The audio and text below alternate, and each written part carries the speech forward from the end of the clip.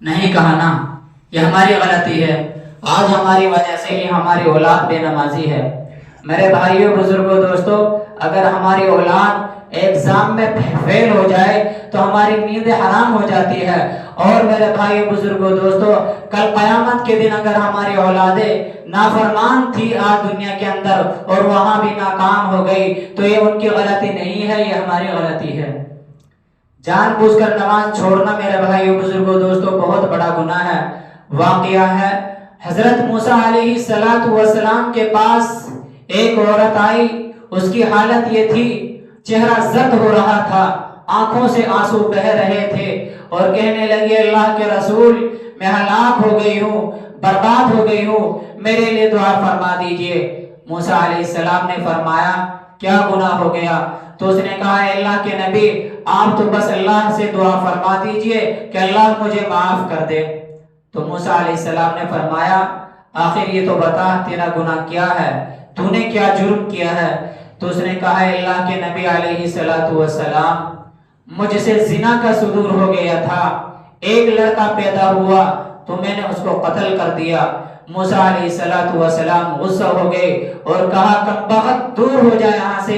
لوگوں سے کہا کہ جلدی کرو، اس کو یہاں سے نکال دو، کہیں اس کے گناہ کی نحوست سے ہمارے اوپر عذاب نازل نہ ہو جائے۔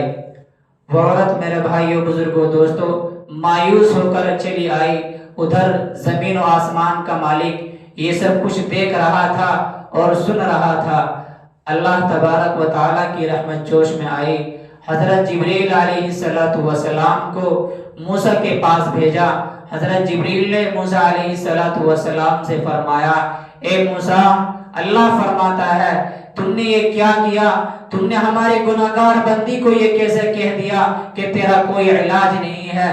کیا تمہاری نظر میں زنا سے بڑا کوئی اور گناہ نہیں ہے؟ اے موسیٰ، یاد رکھو، زانی اور قاتل سے بڑا گناہگار جان بوجھ کر نماز چھوڑنے والا ہے۔ میرے بھائیو، بزرگوں، دوستو، آج نہ جانے ہم کتنی نمازوں کو غائب کرتے ہیں اور ہمیں احساس تک نہیں ہوتا۔ اللہ کے نبی صلی اللہ علیہ وسلم نے فرمایا، من ترک الصلاۃ متعمدا فقد کفر، جس نے جان بوجھ کر نماز چھوڑ دی گویا اس نے کفر کیا۔ اور جو دوسری جگہ ارشاد ہے، الصلاۃ عماد الدین فمن اقامها اقام الدین ومن هدمها هدم الدین، نماز دین کا ستون ہے، جس نے اس کو قائم رکھا اس نے دین کو قائم رکھا، اور جس نے نماز کو چھوڑ دیا اس نے دین کو چھوڑ دیا۔ اس حدیث کے تحت حضرت ابراہیم نخعی رحمت اللہ علیہ، عبداللہ ابن مبارک، حضرت امام احمد بن حنبل اور اسحاق علیہ الرحمہ فرماتے ہیں کہ نماز چھوڑنے والا کافر ہو گیا۔ اور امام مالک، امام شافعی اور امام محمد علیہ الرحمہ فرماتے ہیں کہ نماز چھوڑنے والے کی گردن پر تلوار مار کر اس کو قتل کر دیا جائے۔ میرے بھائیو، بزرگوں، دوستو، حضرت موسیٰ علیہ السلام کی خلافت کا زمانہ ہے۔ ایک بوڑھی عورت کا تیل زمین پر گر گیا، زمین نے اس تیل کو چوس لیا، جیسے کہ زمین کی خاصیت ہوتی ہے۔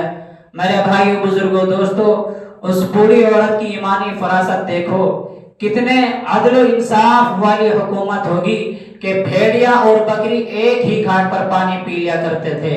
چنانچہ وہ اپنا مقدمہ لے کر امیر المومنین حضرت عمر فاروق رضی اللہ عنہ کی خدمت میں حاضر ہوئی اور زمین کے تیل چوس لینے کی شکایت کی۔ حضرت عمر رضی اللہ عنہ نے ایک کاغذ کا ٹکڑا لیا اور اس کاغذ کے ٹکڑے پر کچھ لکھا اور کہا، اے بوڑھی اماں، اس کاغذ کے ٹکڑے کو وہاں رکھ دینا جہاں پر تمہارا تیل گر گیا ہے۔ چنانچہ وہ بوڑھی عورت اس کاغذ کے ٹکڑے کو لے کر گئی اور اس نے اس کاغذ کے ٹکڑے کو اس جگہ پر رکھا جہاں ان کا تیل گر گیا تھا۔ جیسے ہی وہ کاغذ کا ٹکڑا اس زمین کے حصے پر رکھا گیا تو زمین لرزنے لگی اور کانپنے لگی اور سارا تیل قے کر دیا، سارا تیل اگل دیا۔ لوگوں نے بڑا تعجب کیا کہ آخر کیا ماجرا ہے۔ اس کاغذ کے ٹکڑے کو کھول کر دیکھا گیا، میرے بھائیوں، اس کاغذ کے ٹکڑے پر لکھا ہوا تھا، اے زمین، یہ تو اس بوڑھی عورت کا تیل واپس کر دے ورنہ تیرے اندر بے نمازی کو دفن کر دوں گا۔ میرے بھائیوں اور بزرگوں، بے نمازی سے زمین بھی اس قدر ڈرتی ہے کہ کہیں بے نمازی کی وجہ سے جہنم کی حرارت میرے اندر نہ آ جائے، تو ہمیں کتنا ڈرنا چاہیے۔ میرے بھائیوں، اللہ تبارک و تعالیٰ نے ہمیں موقع دیا ہے، تو ہم کیوں نہ اللہ تبارک و تعالیٰ کی عبادت کر کے اپنے آپ کو جنت کا مستحق بنا لے۔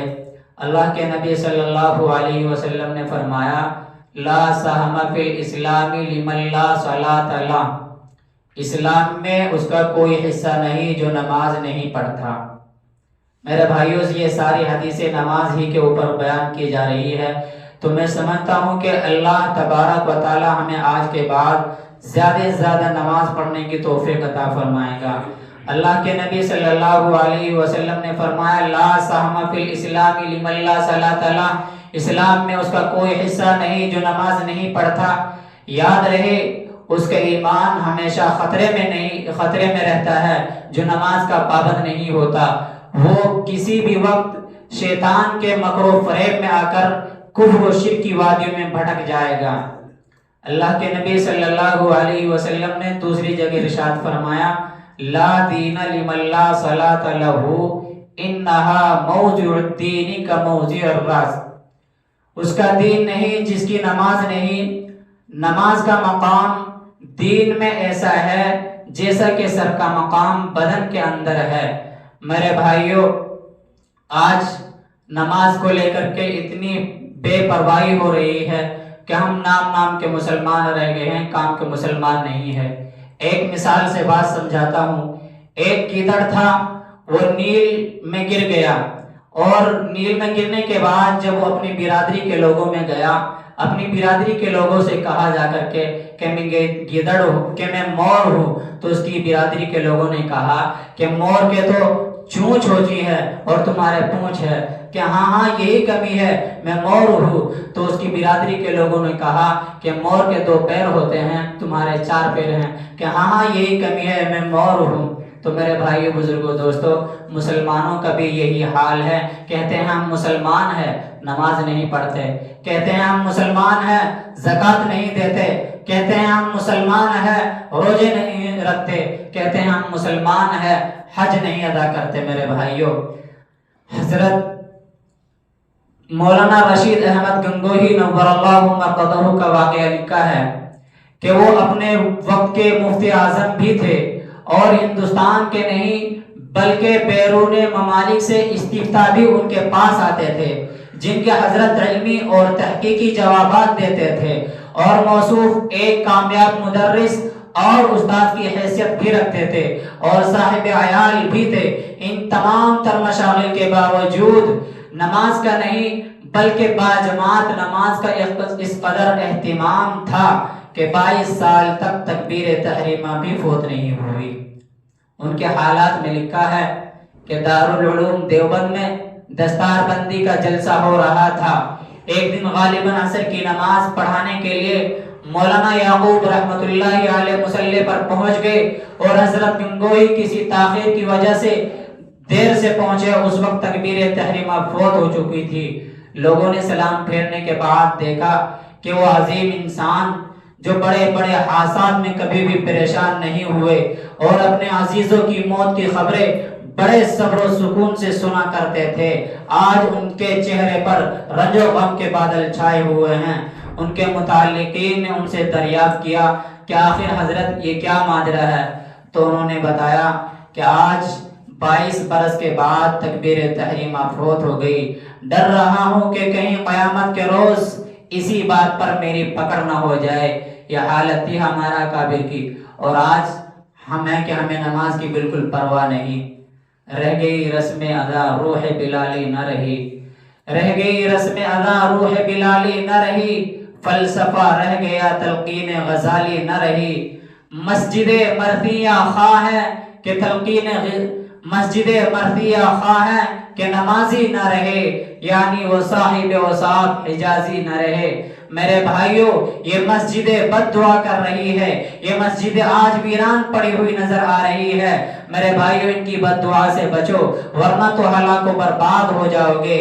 ایک صحابی کا اللہ کے نبی صلی اللہ علیہ وسلم کی سے شکایت کرنا، ایک صحابی تھے، وہ دن بھر مزدوری کیا کرتے تھے، ان کے پاس ایک اونٹ تھا، تو اللہ کے نبی صلی اللہ علیہ وسلم کی خدمت میں حاضر ہوئے اور کہا، اے اللہ کے نبی، میں ایک مزدور آدمی ہوں، میں اپنے اونٹ کے ساتھ دن بھر کام کرتا ہوں، لیکن رات میں جب میں آتا ہوں اور سو جاتا ہوں تو یہ میرا اونٹ ایسی بھیانک آواز نکالتا ہے جسے میری نیند ٹوٹ جاتی ہے۔ تو اللہ کے نبی صلی اللہ علیہ وسلم نے فرمایا کہ اس اونٹ کو میرے پاس لے کر کے آؤ، میں اسے معلوم کروں گا وہ ایسی حرکت کیوں کرتا ہے۔ چنانچہ وہ صحابی گئے اور اونٹ کو لے کر اللہ کے نبی صلی اللہ علیہ وسلم کے پاس آئے۔ اللہ کے نبی صلی اللہ علیہ وسلم نے اونٹ سے کہا، اے اونٹ، یہ تیرا مالک ہے، تجھے کھلاتا پلاتا بھی ہے، پھر تو ایسی حرکت کیوں کرتا ہے؟ تو اللہ تبارک و تعالیٰ نے ان کو زبان دی اور اونٹ نے سلام کیا اور عرض کیا، اے اللہ کے رسول، یہ میرا مالک ہے، میں بھی اس کی اطاعت میں کام کرتا ہوں، لیکن جب ہم رات میں آتے ہیں یہ میرا مالک عشاء کی نماز پڑھے بغیر سو جاتا ہے اور میں بھی اسی مکان میں موجود ہوتا ہوں، تو مجھے خوف ہوتا ہے کہ کہیں قیامت کے روز اس بات پر میری پکڑ نہ ہو جائے کہ تیری برابر میں ایک بے نمازی سو رہا تھا، تو نے اس کو نماز کے لیے بیدار کیوں نہیں کیا؟ اے اللہ کے نبی، میں بار بار اس لیے چیختا اور چلاتا ہوں تاکہ میرا مالک بیدار ہو کر اپنے مالک کے حقیقی کو راضی کر لے، آپ بتلائیے اس میں میرا کیا قصور ہے؟ میرے بھائیوں، بزرگوں، دوستو، جب جانور بھی اللہ کے سامنے جواب دینے سے ڈرتا ہے تو ہمیں کتنا ڈرنا چاہیے۔ وَأَمَّا مَنْ خَافَ مَقَامَ رَبِّهِ وَنَهَى النَّفْسَ عَنِ الْهَوَىٰ، ہمیں اللہ تبارک و تعالیٰ کے سامنے کھڑا ہونے سے ڈرنا چاہیے اور اپنی نفسانی خواہشات سے بچنا چاہیے۔ اللہ تعالیٰ ہم سب کو عمل کرنے کی توفیق عطا فرمائے۔ میرے بھائیوں، بزرگوں، دوستو، قیامت کا دن ہوگا اور اللہ تبارک و تعالیٰ 5 سوال کریں گے۔ وہ 5 سوال یہ ہیں، لا تزال قدم عبد يوم القيامة حتى يسأل عن أربعه، عن عمره فيما أفناه، وعن شبابه فيما أبلى، وعن ماله من أين اكتسبه، وفيما أنفقه، وعن علمه ماذا عمل فيه۔ قیامت کے دن آدمی سے 5 سوال کر لیے جائیں گے، جب تک 5 سوال کا جواب نہیں دیا جائے گا وہ جنت میں نہیں جائے گا۔ وہ 5 سوال کیا ہیں؟